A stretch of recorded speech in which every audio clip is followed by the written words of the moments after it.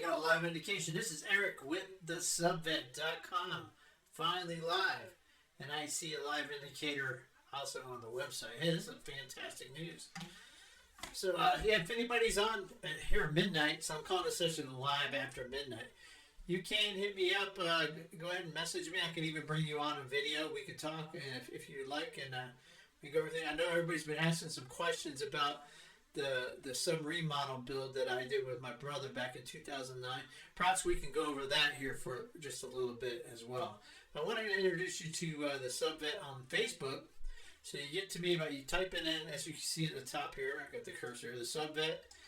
You can hit that up and you can ask to join. Only thing is you're going to get multiple messages a day. So I know some people weren't happy with that at the beginning. So basically you answer a question, you don't mind getting up to 20 to 30 messages a day, because those are just messages saying that you've got different submarine news articles. And then I put you in, you join the group. No big deal. And then you get your daily submarine news fix. This is something I started back in 2005 with a website called TheSubReport.com.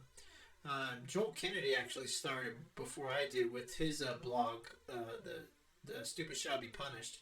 And probably the most famous submarine blog out there, and he still is probably one of the most famous submarine bloggers because he's on Facebook now, and because everybody's kind of transitioned to social media.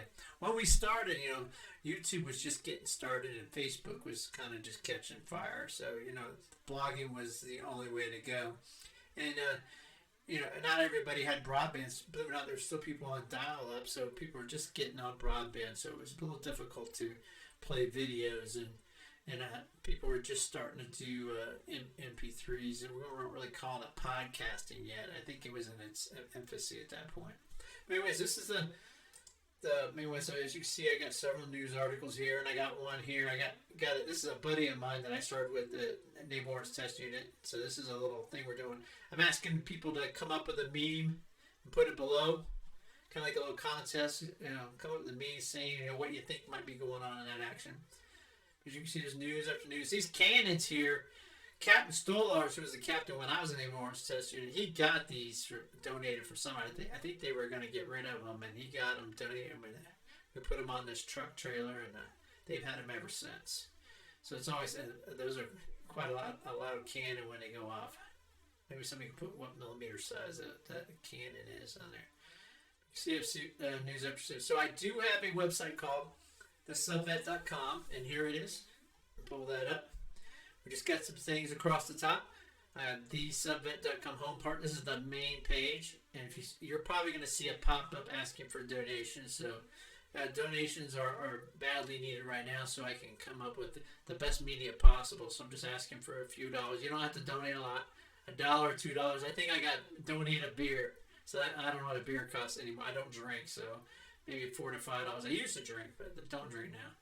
So I think it's probably $4 or $5 for a beer. But if you can donate anything to help us out to offset all the costs that I've already put in, and I also have people that I'm collaborating with too, and I have to pay some people too as the site gets better. But if you go down what I call the home port, down the bottom, I do have a blog down here. We're going to go over some of those. Yesterday, I interviewed my first podcast. I interviewed Steve Brock, and it was podcast number 1. It was about his book, Bubbleheads. So if you want, give that a listen. We had to edit it. We tried to go live with it, and it didn't work. So you can listen to that on YouTube, and I think I reposted it on Facebook. Unfortunately, I have to look at me for like 3 minutes and 30 seconds, but after that, he comes in, and then my friend Patrick Kleeman, who helps me out with the website, does the podcast with me. We had a nice little talking session about submarines and his book, so it's definitely worth a listen. I've messaged a couple times because he just had a cigar and he was enjoying while we were doing the podcast, and it just kind of added to the ambiance of the whole thing. So it's really worth it. And he was on the I always say the boat wrong, USS Lapon or Lapon, some fish, but that's the famous boat that Whitey Mack followed the Russian submarine during the time of the Cold War in the Soviet Union. So he followed it for several weeks or months. I can just pull that article up real quick because he mentioned that in the blog. So that's why I posted about this.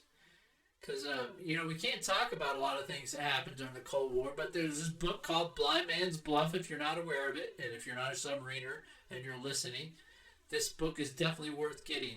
But also right here, that's a link to the History Channel. It's a video. It's about 1 hour long, and it covers, a lot of the main parts of the book. But the book is better, but I highly recommend it. If you want to know what submariners used to do and possibly what they do today, because we try to keep it, that's what we call it, the silent service. That's a good video to watch. So here we're going across this. So right here is a section for podcasts. So the first thing I posted, so this podcast number 1, but the first thing I posted is something I did back in 2007, I think it was. So there was a World War II vet called Billy Grease, and he wrote this magnificent speech about the 52 submarines that were lost in World War II. So I found this beautiful because I like listening to symphonic music, and because I'm a trumpet player, still a trumpet player. So I like the marching band, John Philip Sousa, symphonic pieces. But there was this piece at the time that was out called the American Elegy that I was listening to, and that piece was actually written for the Columbine incident, the shooting at that high school, which is not too far down the road from where I live at. But that piece just matched up perfectly with the speech, and if you did the pauses and everything. So, there's highs and lows, and you got to listen to the very end because there's like a minute and a half, right as I end talking, part of Billy Grease's speech. But if you go in, it ends the speech, and it's beautiful, and you hear the tolling bells signifying, the dedication for the 52 submarines that were lost in World War II. Definitely worth a listen. And if you listen to it, go ahead and give me a few comments and see what you think. And then right here is the make a donation to the SubVet. Right now I'm just hooked up with PayPal. So like I said, I've already spent a lot of money on some equipment because this is a passion of mine. I've been wanting to do this for a long time. So I just didn't spend the money because to ask you for money. It's something I want to do. But if you can help out and we can make this a better media site for submariners and invite you guys on and tell your stories, and not just about what you did in the fleet, but post naval service. There's a lot of interesting stories too, what people have done. I like Steve Brock was telling the USS VI what they're doing with the Hats for Kids program, and other stuff. What you do now as far as your career, or maybe you own your own business. And everybody, it's got their different life path, and it's just interesting talking to people.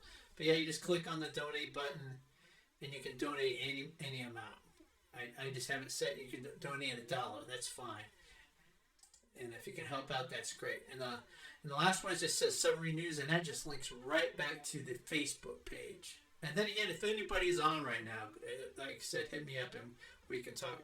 So let's go over that. Everybody's been asking questions about that submarine that my brother and I built. So this was back in 2009. Let's go back to the blog.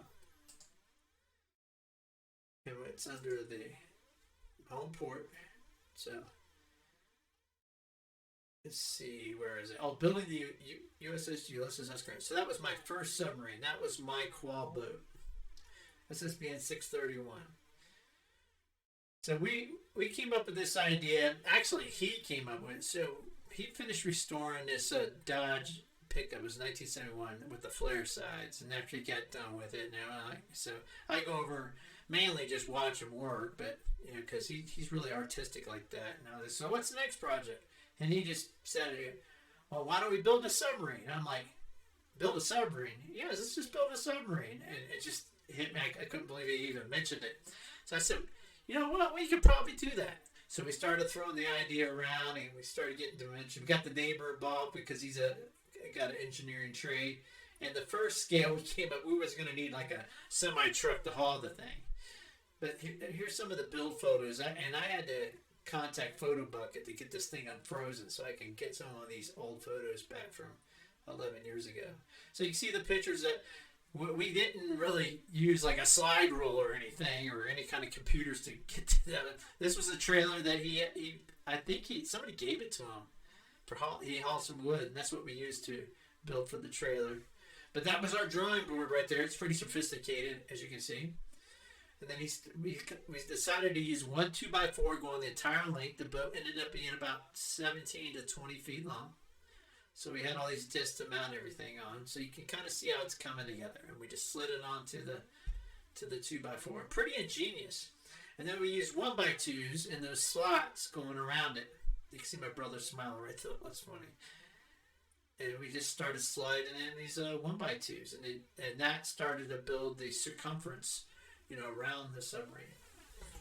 So here you can start to see it come together in the slideshow. And you can go to TheSubVet.com, go to the bottom, and go to that blog about the grant. You can see these pictures. I got them all. I got 4 or 5 slideshows posted. Oh, you saw me there just standing and watching. So now you can see the frame is really coming together nicely there. And we used a pneumatic air gun with the small nails, to put a lot of this together. Now you can see the hump we kind of built up to signify where the missile compartment was going to be. And we did have the intention of putting this in the water. So we did wire it out. We did put a place to put batteries. But at the end, when we got done, we didn't float it because we ended up spending, good $1,200-$1,300 in materials and time to build this thing. We just didn't want to lose it. But the propeller did spin, and we used these old telecom batteries because I'm in the telecommunications industry. And so the old batteries, as they took them off the wall, they put different systems on because things go to routers now, not the old ATRANs. And we used those batteries to wire up to 12 volts to spin the propeller. So you can see, so we're trying to figure out how to wrap it. So that's what we used was a poster board. And we just wrapped it around to see what it looked like. And then that gave us the idea to go buy some roofing tin, which you're going to see here in a minute. So, not a good bit. Let's go ahead and go back to the other photos here. The next one. And I hope my voice sounds alright. Because we were really working on getting there. There was some reverb earlier. So here it's starting to come together. You can see it coming up to where the conning tower is going to be right here. A lot of meticulous building here. So these two guys, my neighbor, his name was Rich, and then Sam. These guys are, craftsmen. Now I just threw that together just to get an idea what the sail was going to look like. That wasn't what we ended up using. We ended up using something similar, but it was a little bit more robust when we built it. So you can see it's starting. There's the front end. You can see it start to take shape now. So I really hope I've gotten several messages about, hey, my family member was on the grant, or I know somebody was on the grant. So I'm hoping this is helping you. We built this in Titusville, Florida, and it was in my brother's garage, and the neighbors were looking, and there for a while we thought we might get reported to the FBI, claiming we were building a missile in there, because this just after the attacks in 2001, we built anything. But you see how that wasn't the smallest roofing tin, but I think it was like the next one up, and that's how we started wrapping it right there. And you can see how well it was turning out. I mean, it was just turning out fantastic right there. And then I just threw some black paint on there because I wanted to see how it looked. And then the back part of the boat, that took a lot of work, where we put the propeller and stuff. We spent a lot of time back on the stern, for sure. Let me see if we can skip to some pictures on that. I don't think, but you can kind of see how the roofing tin, and this is a good shot here going down the side. All right, let's go to the next one, third slideshow. I think I'm missing one. I might have to go onto the blog and post that later. So here you can see it coming together now. It took, like I said, 6 months. His wife got sick of it being in the garage, but we had a good time building it. And he was drinking some beers here and there, and we were just enjoying our time together building this thing. And I'm giving him a history lesson about the 41 for Freedom. Now, my brother served in the Army, and he was in Desert Storm, so he was over there for the invasion. So he's a truck driver, and he was a truck driver in the Army too. So he was hauling water across the desert on top of the aviation fuel for the Apaches, and they did take some shots there.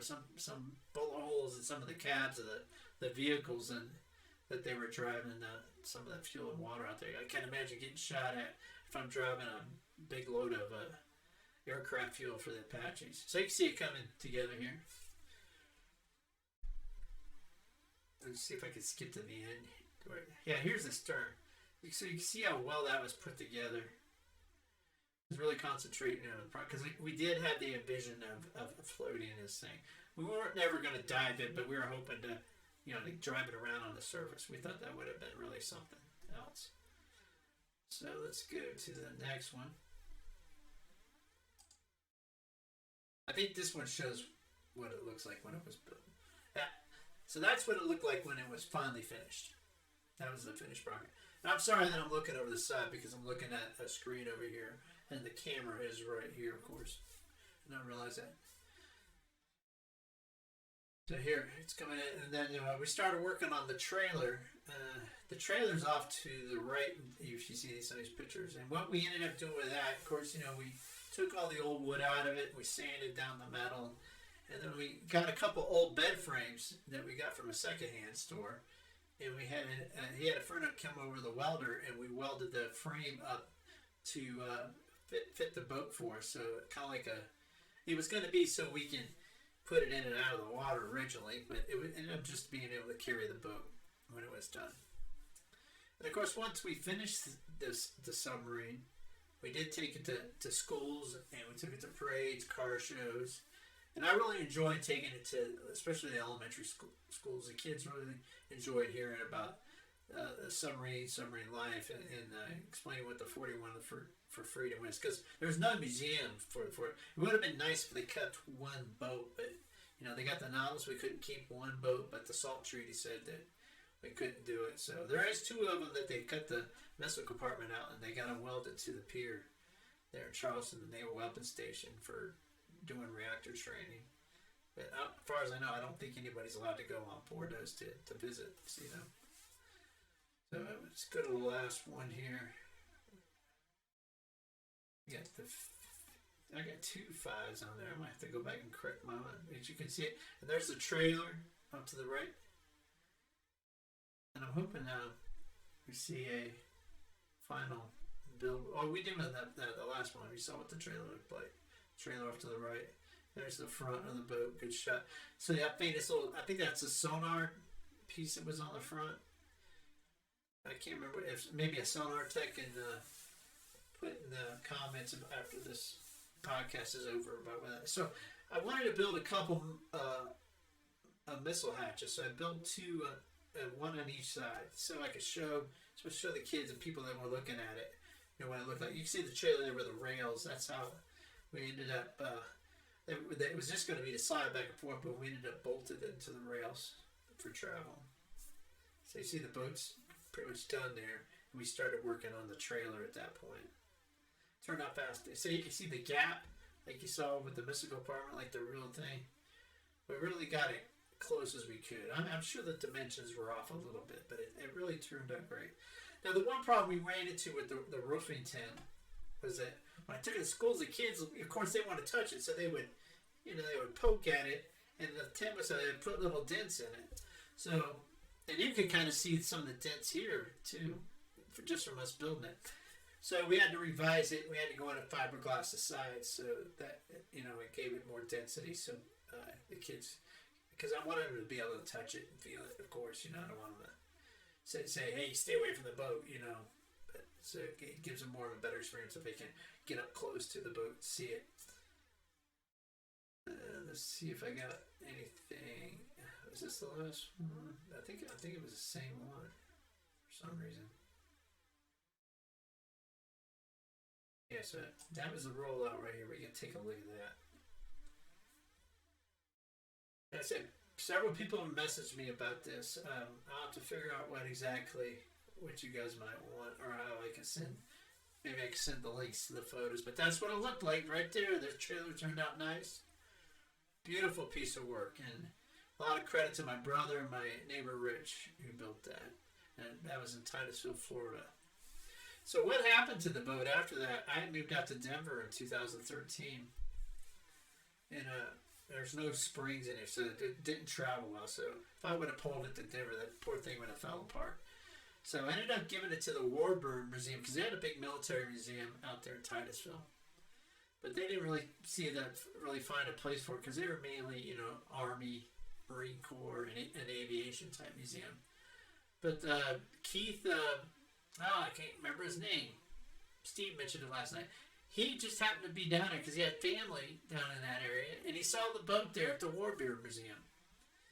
And he asked, he said, "What's that boat doing out there?" And of course, I'm in neighbor, and he got a hold of him. And I said, "Yeah, if you want it, bring it to the St. Mary's Museum. That'd be a great place for it to be. At least people could see it." And I don't remember what happened, that he wasn't able to get a hold of it because at that point I had already moved out to Colorado. But another gentleman contacted me who also saw it, and he has a personal collection out in Bangor, Washington. And I don't know if he might donate it to some museum out there where it can be seen, but I do know it is out in Bangor, Washington. He had it dismounted from the trailer and packed up carefully on a semi-truck. And I think he said it cost him a couple grand to get it shipped out there because they had to be real careful with it. But I do have his email, so maybe I can contact him. And next time I'm up in Bangor, Washington, maybe I can go see my old boat, see how it's doing. So, yeah, that's the website, and that's the story on that. Oh, yeah, here's the blog. Let me get back to the blog again. Type that in. Because during that same time period, I visited the Texas. So, the USS Texas had just been commissioned. Never type it in the sub report, dummy. Still got that on the brain. Yeah, no, I no longer own that URL. I think I might have already said that. So, like I said, the main site, you go to the bottom and you can see the different blogs. And there was a 41 for Freedom post. It was about people and their personalized license plate. Give that one a like. Click on that because I really like that too. So, there's that. So here's the USS Texas port visit. So these are probably pictures you haven't seen before, the Virginia class submarine. What I like to, my first impression when I first got on board one of these things, I felt like I just walked on the bridge of the Starship Enterprise, Star Trek, with all those screens, and there were touch screens, and just every way everything looked, and everything was in one room, instead of having the separate area for navigation and a quartermaster and a radio. Everybody's right there. Like the con's like right in the middle. It's not really roped off or anything, but they got a big navigation table and the screen slides and everything. But there's quite a few pictures in here. It's definitely worth a look. There's the young Lieutenant JG there that took us on the tour there. And this is my famous picture. I think I posted on just about everything going on board the Texas here. So I got on board the Texas here. I mean, obviously I got out of the Navy from No2. This is a Port Canaveral, but I had a friend of mine that I volunteered with the high school band, and the high school is called Astronaut High School, ironically. And what he did is he took care of the astronauts while they were in town. That was his job. So when they come, most astronauts live in Texas. I think all of them do. And when they came in for a launch on the space shuttle, he would put them up in a hotel and make sure they had their needs. They met, like a restaurant, and getting fed and making sure they got to wherever they needed to be on time. So that was his job, and that's his daughter right there. And that's his wife too, as well. And he got me on board to visit. So the picture, come up here. Let me see if you can see. Yeah, I see the double horns on top of my head. Boy, that was ironic. Kind of looks like that. But there's a picture here that shows how big that torpedo room is, if I can get to it. Because it wasn't loaded out. I had a couple practice torpedoes in it.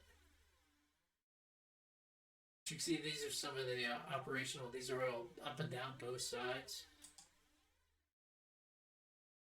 This is kind of the captain's explaining some of this stuff. There was a lot of people touring in that day. I mean, we might have had an astronaut with it that day. Let's see.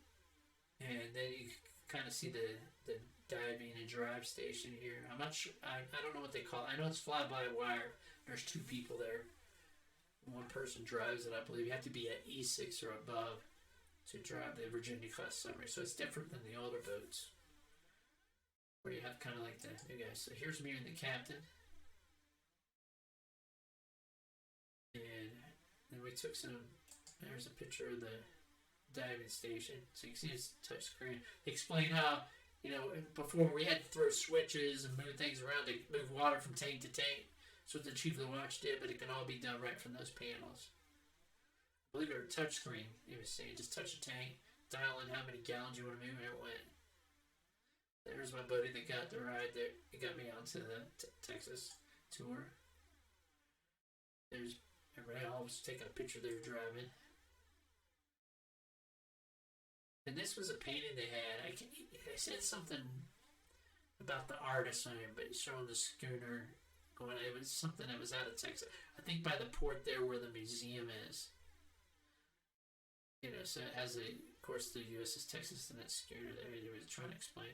And then there's a picture here where there's a manatee. That's why I was taking these pictures. See how clear the water. I did see a manatee, and in one of them you will find a manatee if you want to show a manatee to one of your kids if you're looking at for this. But here's all of us right here at the end of the tour. We all took a picture, and that was that. So that's explaining the blog. So like I said, here's the blog right here, and you got the podcast. You can check out this podcast. I'm going to put it on after I get done.